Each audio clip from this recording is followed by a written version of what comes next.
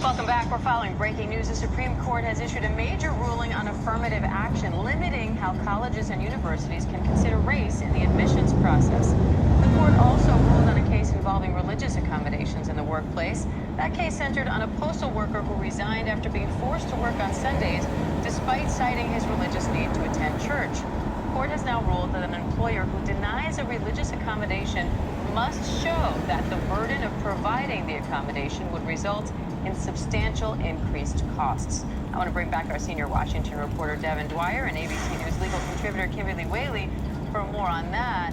Devin, break down this decision for us regarding these religious accommodations. What does it mean, not just for this postal worker, but for other workers seeking religious accommodations and employers dealing with them across the country?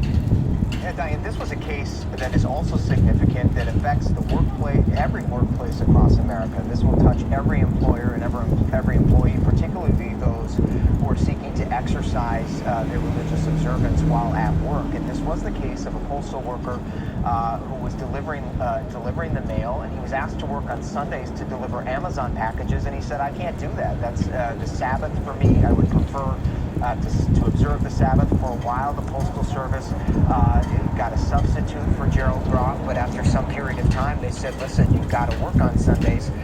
That's when he brought this case. I went to Pennsylvania to ask him about it. Why was this so important to him and other workers? And here's what he told us. I told my supervisor it's the Lord's Day, it's not the Lord's morning. It's not supposed to be like the other 6 days of the week. Why not just pick a different job that allows you to work on different hours and different days? I didn't really think I should have to quit. I really expected the post office to find a way to accommodate me. And federal civil rights law, Diane, requires employers to accommodate employees in their religious observance, say skipping work on Sunday, as long as it doesn't impose an undue burden on the business. And the Supreme Court had 46 years ago said that means anytime there's a de minimis cost on the business, anytime your absence from work, for example, would cause your boss or other employees to suffer some minor cost. Well, today, the unanimous Supreme Court raised the bar, said employers have to be more accommodating. It has to actually be a substantial burden on the business, not a de minimis cost, but a substantial burden. And that means Gerald Groff could get a second look at getting his job back, but it also means that employers now will need to be a little more accommodating of employees who seek to take time off or exercise some other religious practice while on the job. And Kim, what legal factors went into this decision? You know, it was a unanimous decision, and I think because, as Devin lays out, Title VII of the Civil Rights Act, the statute, refers to undue hardship. And in 1977, there was some language in a Supreme Court decision about de minimis being the definition of undue hardship, and the lower courts picked up that de minimis language and really made it pretty easy for employers to deny religious accommodations. And so now I think the court is just basically saying, listen, undue hardship means something more than de minimis, just as a matter of logic. So it's saying we have to apply the plain language of the statute, really different from the affirmative action cases where the court's taking some really squishy area and filling in the blanks. Here they're just aligning the case law with the actual language of the statute. All right, Devin Dwyer, Kim Whaley, thank you both. And we will be right back with more on the Supreme Court's decision on affirmative action. Stay with us. Hi, everyone. George Stephanopoulos here. Thanks for checking out the ABC.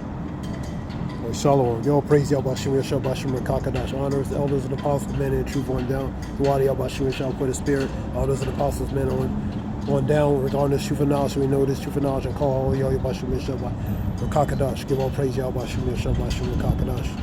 ABC News related to Supreme Court rules on relating to religious accommodations for workers to exercise their freedom of religion. Let's get that word, religious accommodation.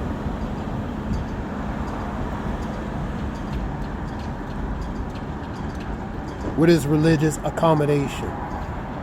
A religious accommodation is any adjustment to the work environment that will allow an employee or applicant to practice his or her religion. So pretty much exercise their freedom of speech, even at work. As long as it doesn't become a burden to the business, especially from an economical aspect. For example, applicant may ask to reschedule an interview that on the religious holidays, or employee may request an exception to no hats rule to wear religious head coverings such as a yarmulke or a hijab, pretty much a face covering, or a skull cap, which was worn by Orthodox Jews. It's called a yarmulke.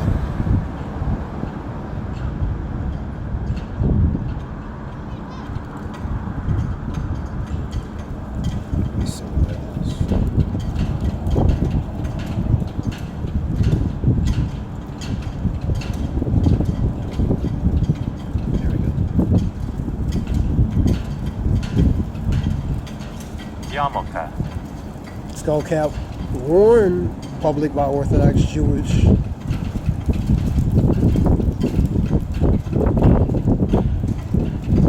Skull cap worn in public by Orthodox Jewish men when prayer or by other Jewish men. A skull cap worn in public by Orthodox Jewish men or during prayer by other Jewish men. So they, the prayer saints, and they're wearing it. It's a skull cap, basically, that they wear. So be able to exercise that right at work that we're talking about, relating to the hijab, which are the face covering women, and the yarmulke for the men for the skull cap. As long as it doesn't become a burden or a hindrance relating to, especially from the business aspect, from economical or financial. So they are trying to accommodate, that things are already on the books relating to the law anyway. Another one was on Supreme Court relating to affirmative action. Let's get that one.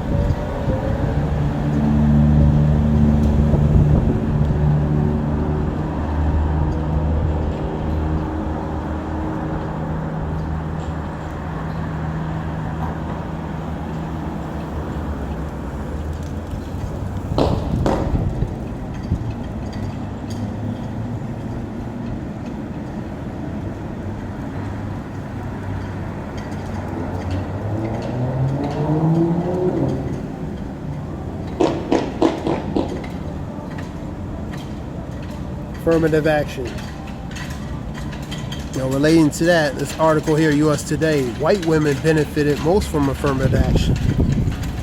They dominate pretty much in the corporate area, education aspect as well, even over their male counterparts, man. Now, affirmative action would give advantage, supposedly the optics of advantage for people of color, especially in areas that are not exactly somewhat diversified and relating to a certain category group of people to be able to come in there. So they give the appearance to diversify in those specific areas. For example, certain institutions like colleges, where it would be a little bit more diversified for people of color to be able to go into institutions. That's why that affirmative action, but it really benefits the women, so-called white women, more than anything. So, related to the affirmative action, though, it's supposed to benefit people of color, like I said, especially from institutional aspects, where they can, like Harvard and different colleges, where they can be able to at least show forms of diversity related to certain groups of people to be able to go in those institutions that normally they wouldn't be able to go into, man. But like I said, this is all gun and smoke, man. People often associate affirmative action with the efforts to end discrimination for people of color. But scholars say the greatest beneficiaries of affirmative action policies are white women, from colleges, campus to American workplaces. White women today are the most educated and make up the bigger slice of the workforce and result in decades of affirmative action policies. Scholars say white women have also made inroads to the corporate leadership that people of color and women of color have not. That's why they want the affirmative action, to try to even out the so-called playing field, so they can get the chance to be in areas that normally may not be, diversified for them to get in there. You know what I mean? Or be a difficult role for them to get in there. That's what that affirmative action really supposed to help broaden that range, open that, begin to open that gap for that, man. But it's not always the case, man.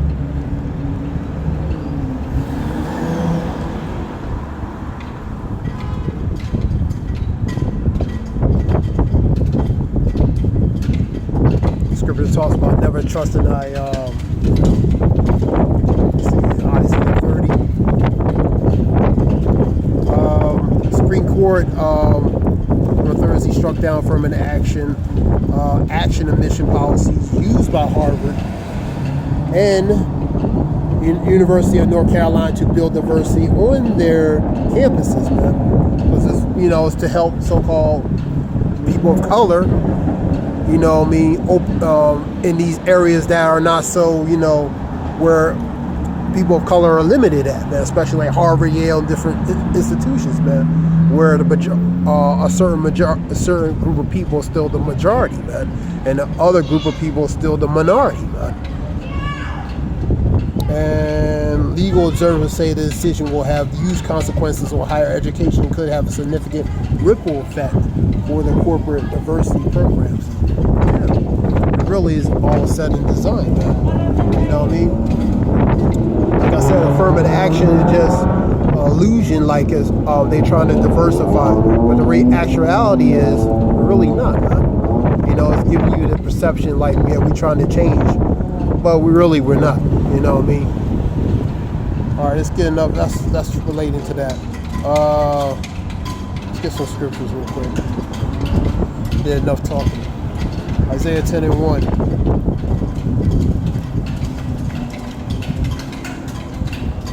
Woe unto them that decree unrighteous decrees, statutes, policies, laws, statute decrees, contractual leases, different entities, man, and that right grievousness which they have prescribed, man. So these unlawful decrees, man,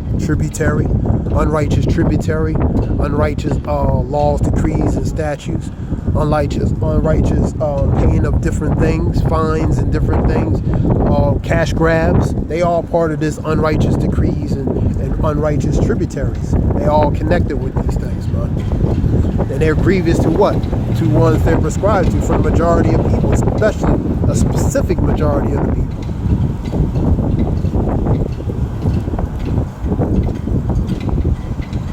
And 2, to turn aside the needy from the judgment, and to take away the right from the poor of my people, that widows may be their prey, and that they may rob the fatherless, which are the poor, man. So the poor, usually they're grievous to, these things will be grievous to the poor, the disfranchised, the ones who really had no means and resources of defense for themselves, man. Defend against these unrighteous things, man. So it goes against people like them, man. All right. Let me see Isaiah 30, man.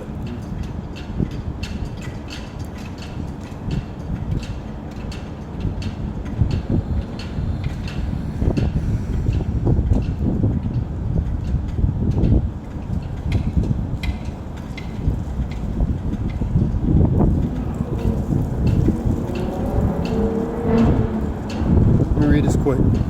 Go into the rebellious children, say of the Lord, that take counsel, but not of me, that cover with a covering, but not with my spirit. And they add sin upon sin, man. So the rebellious children, that's the nation of Israel, man.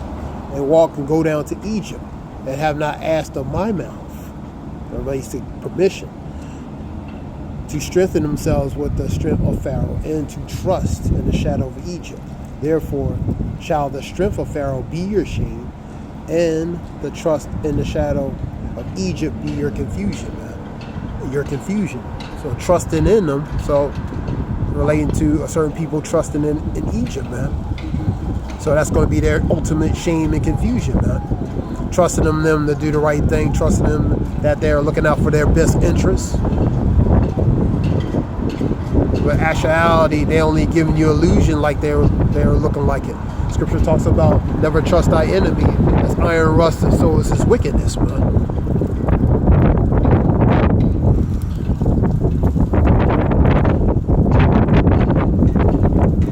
Affirmative action, trying to make it look diversified, beneficial for certain people, may not be so diversified, may not be so beneficial after all.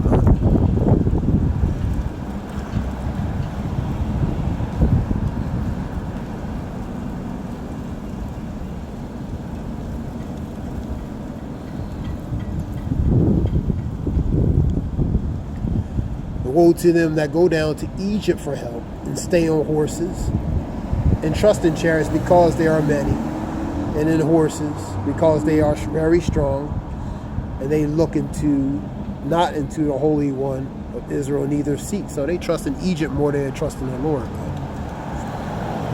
That's why they're that rebellious nation, man. But the Lord allowed them to go ahead, trust in them.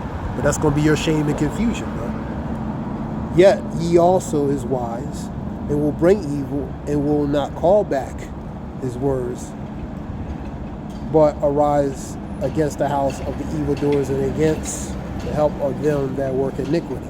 Now Egypt are men and not of God, and their horses are flesh. Horses relate to power, man, and not a spirit. They're carnal, man. When the Lord shall stretch out his hand, both he that helpeth shall fall, and he that hopeth shall fall down, and they all shall fall together. So trusting them ultimately is going to be a shame and confusion. Trusting in that carnal power, man, because they're not of a spirit. They're carnal, man. So their power is limited, man. They're mortals, man.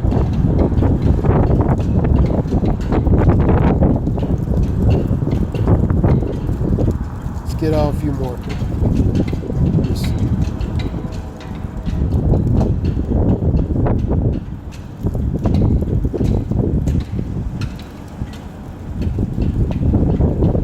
Read this real quick, go down a little bit. That this is a rebellious people, lying children that will not hear the Lord, which say unto the seers, see not, and into the prophets prophesies into us right things, speak into us smooth things, prophesies deceit, so they want to hear lies. But get you out of the way, turn aside out of the path, cause the Holy One of Israel to cease from before us. So they ain't trying to hear related to coming back and do certain things they're supposed to. Wherefore, thus saith the Holy One of Israel, because ye despise the word, which is truth and knowledge, and trust in oppression, which is your oppressors, man. Stockholm Syndrome, cognitive dissonance at a high level, man, and perverseness and stay thereon. So they trust in oppression, man. They trust in captivity. They trust in Egypt, man. Symbolically, they trusted back in those captivities previously, all the way today. Therefore, an iniquity shall be a breach into you, ready to fall. So it's going to be something that's going to compromise and also I'll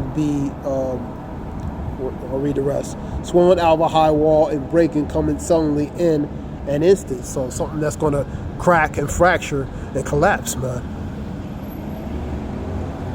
And ye shall break as the breaking of the potter's vessels, that is broken in pieces, and ye shall not spare, so that there shall not be found in the bursting of the shard to take fire from the hearth, or to take water withal out of the pit.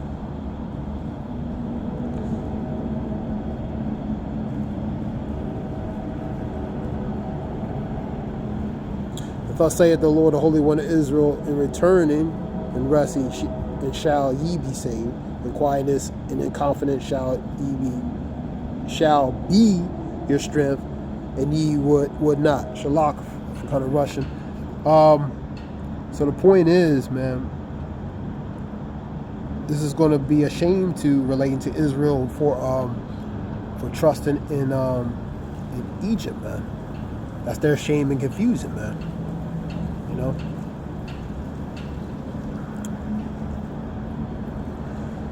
(7 and 25). Daniel 7 and 25. And he shall speak great words against the Most High. That's the ones in power. Those great words pretty much are blasphemy against the Lord, man. And shall wear out the saints, which are prophets of the Most High, and think to change times and laws, because the earth has been given to the hands of them. So they can change the times, the laws, different things, man. You know, because power has been given to them where they can do that.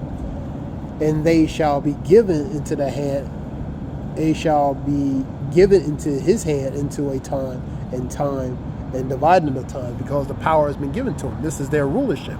So they in charge, man. You know. Go to 8 and 25, Daniel.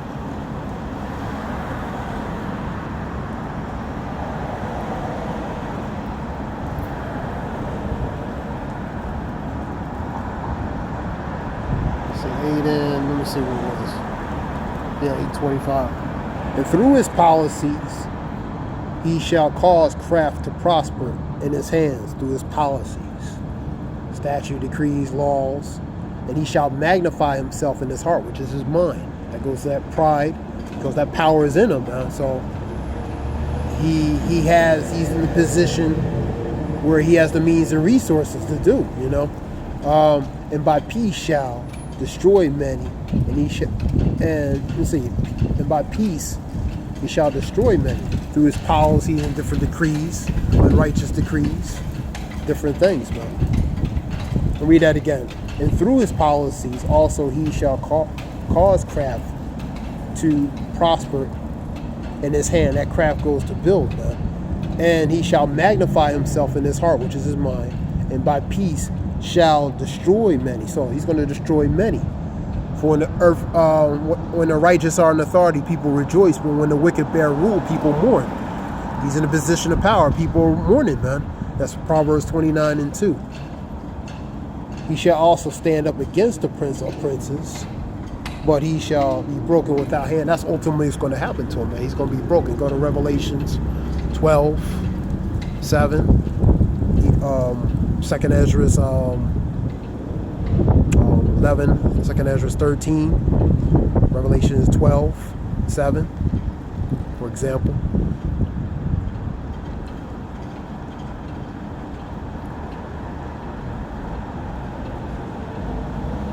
So this was relating to affirmative action and talking about religious accommodations to accommodate.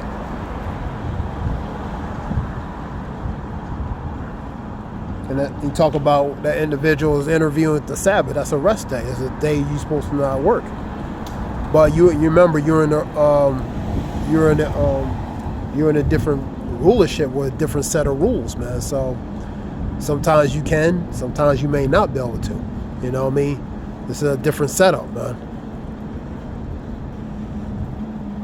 Depending on, like I said, that business, you know, relating to it, will it be a burden financially and different things, you know? So, but that was just, this is just a few scriptures relating to that, talking about that a little bit.